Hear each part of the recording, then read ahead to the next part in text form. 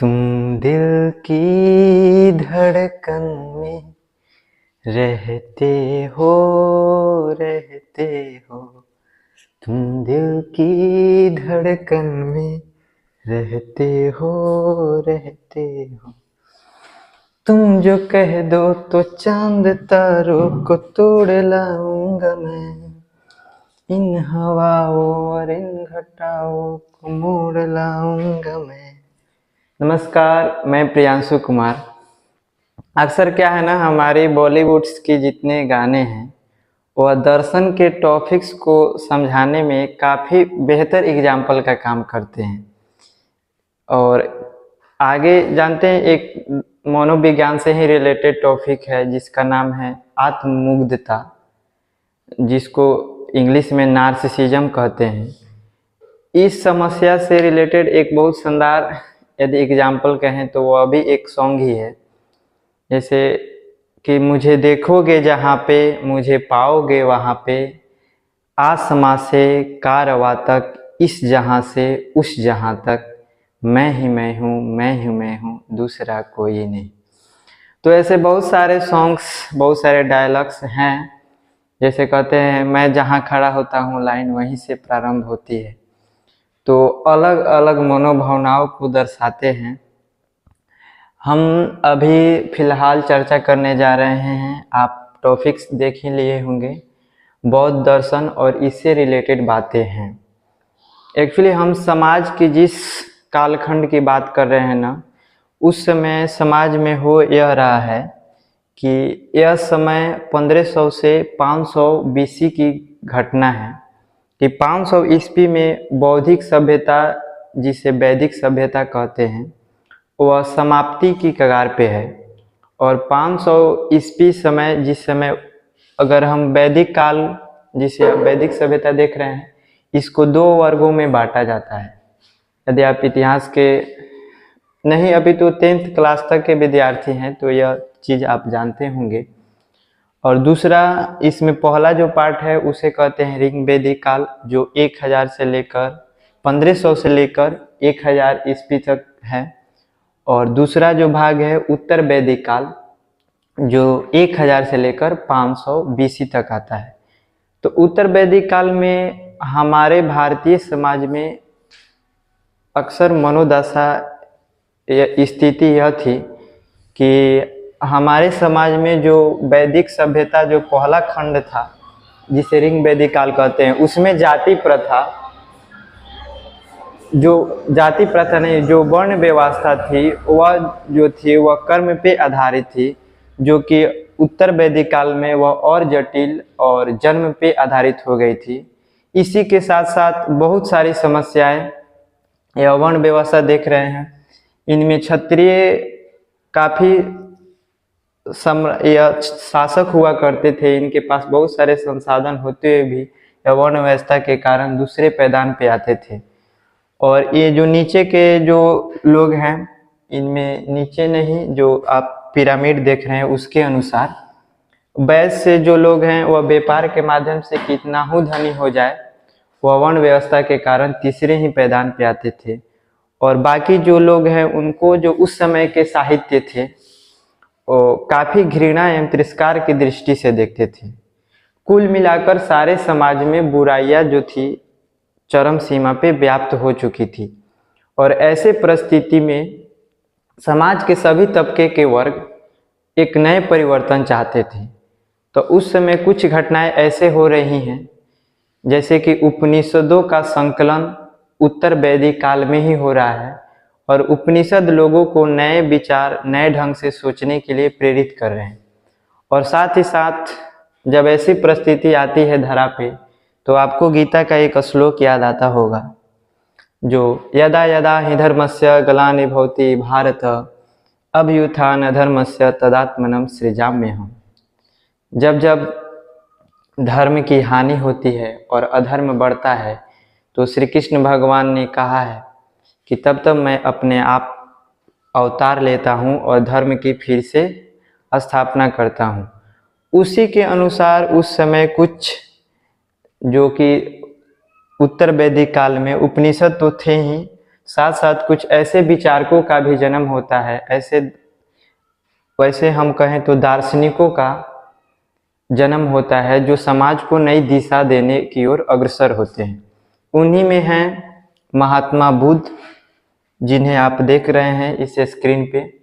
इनका जन्म जो है 563 ईस्वी पूर्व नेपाल के लुम्बिनी नामक जगह पे होता है। इनके पिता जो थे वह एक राजा थे जिनका नाम सिद्धार्थ होता है, और इनकी माता के नाम महामाया। और इनकी ये जो थे बचपन से और सभी बच्चों से अलग, यह हमेशा चिंतनशील रहा करते थे। साधारण बच्चे जो खेल कूद में ज़्यादा इंटरेस्ट लेते हैं, उनसे यह अलग अकेलेपन में हमेशा सोचते हुए देखे जाते थे। शादी इनकी हालांकि हो जाती है यशोधरा नाम की एक बहुत सुंदर स्त्री से। सुंदर मैंने केवल वह रूप रंग के आधार पे नहीं कहा, बल्कि जब आप उनका हिस्ट्री जानिएगा तो कहते हैं एक शानदार आदमी को बनाने के लिए एक शानदार औरत का भी हाथ होता है, तो शायद वही इंटेंशन था। तो गौतम बुद्ध, अभी बुद्ध बोल दिए लेकिन अभी यह गौतम ही हैं। और इनके जो आगे का पड़ाव होता है, इनके मन में बहुत सारे प्रश्न जागृत होते हैं कि जन्म क्यों है, मृत्यु क्यों है, रोग क्यों हो रहे हैं। एक बार यह घटना कहा जाता है कहानी की, एक बार इन्होंने किसी रोगी व्यक्ति को देखा, उसके बाद किसी बूढ़े को देखा, और उसके बाद एक अर्थी को जाते हुए देखा। तो उनके दिमाग में कई ख्याल उत्पन्न हुए।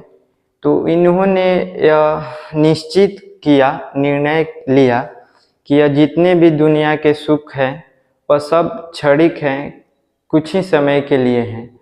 और इस बात को अपने दिमाग में रखते हुए एक रात अपने सबसे प्रिय घोड़े के साथ रात को अपने प्रश्न की खोज में निकल जाते हैं।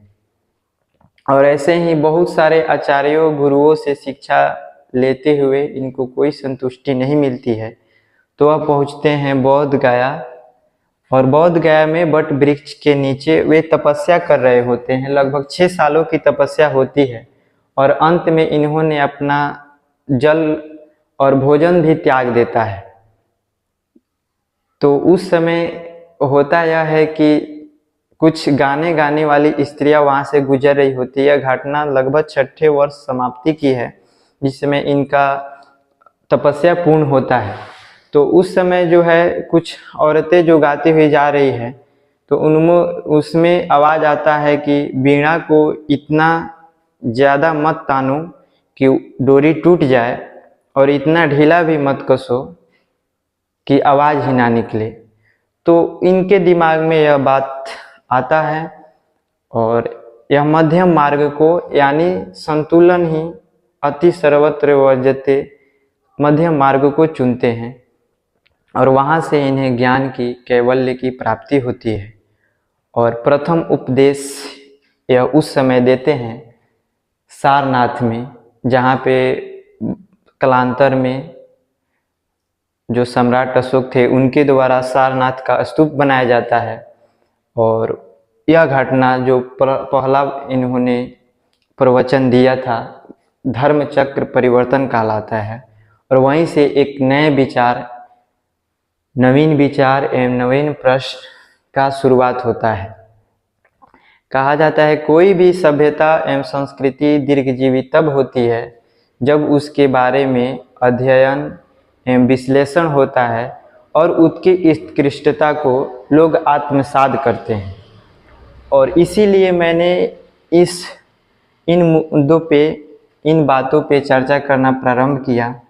और अंत में भगवान बुद्ध के द्वारा कुछ चीज़ें निर्धारित की जाती है, और वह ज्ञान प्राप्ति के बाद बुद्ध कहलाते हैं।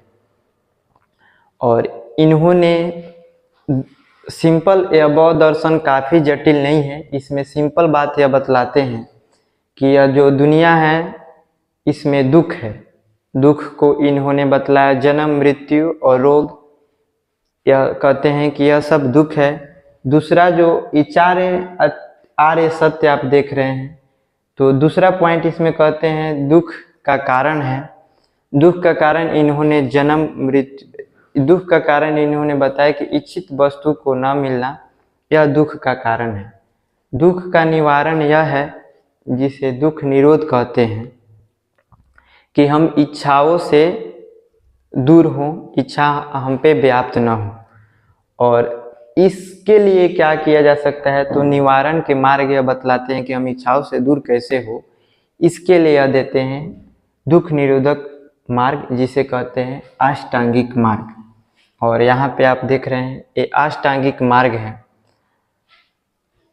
और काफ़ी तपस्या, काफ़ी इनका शानदार जो कष्टमय जीवन रहा। यहीं से एक कविता याद आता है कि वसुधा का नेता कौन हुआ, भूखंड विजेता कौन हुआ, अतुलित यश क्रेता कौन हुआ, नवधर्म प्रणेता कौन हुआ, तो जिसने न कभी आराम किया, विघ्नों में रहकर नाम किया। तो इतने राज्य सुख को छोड़कर यह गौतम बुद्ध जो हैं वह अपने सत्य की खोज की तलाश में निकलते हैं और समाज को एक नया दिशा देते हैं। और यह जो 8 आप लोग देख रहे हैं अष्टांगिक मार्ग, जिससे हम दुख से निवारण पा सकते हैं। पहला जो है सम्यक दृष्टि। सम्यक दृष्टि का मतलब होता है कि आपके अंतर्गत विवेक होना चाहिए, अर्थात कि आप सही गलत, पाप पुण्य, इस सब में डिफरेंस कर पाए, इसे कहते हैं सम्यक दृष्टि। दूसरा है सम्यक संकल्प।